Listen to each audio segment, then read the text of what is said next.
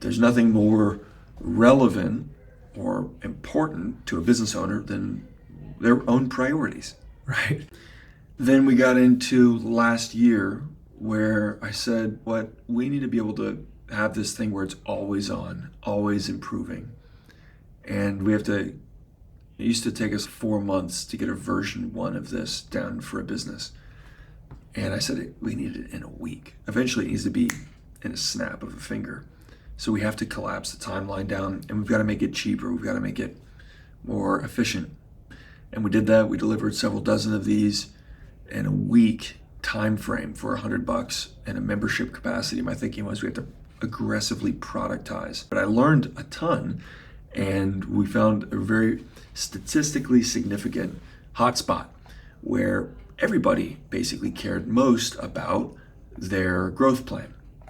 Unsurprisingly, there's nothing more relevant or important to a business owner than their own priorities, right? So we said, narrow the aperture, focus solely on the growth plan. This is in large part informed by Traction by Gino Wickman, that amazing book and framework. It's like, okay, you're gonna have to adapt to make this make sense.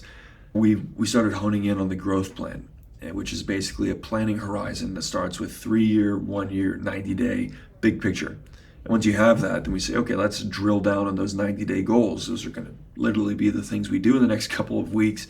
So let's make them specific, measurable, attainable, relevant, and time-bound, also known as SMART. After that, it's like, cool, let's figure out what deliverables and tasks and timelines are present that will need to be done in order for this to actually be achievable. In order for this to be done in the real world and executed, we need to know what tasks we're doing day to day. And once we get a good picture at that, then it's okay, don't stress too hard on this exact thing coming to life. The preparedness that we've built from going through this process is the main value of going through the process. It doesn't matter what you call it. You show up on a weekly basis, you run through a designated framework, a template of check your metrics, check your priorities, identify issues and discuss, build a culture of celebration by doing customer and employee highlights, and then maybe not in that order, and then identifying task lists and wrapping up. Same day, same time every week. That's the big idea.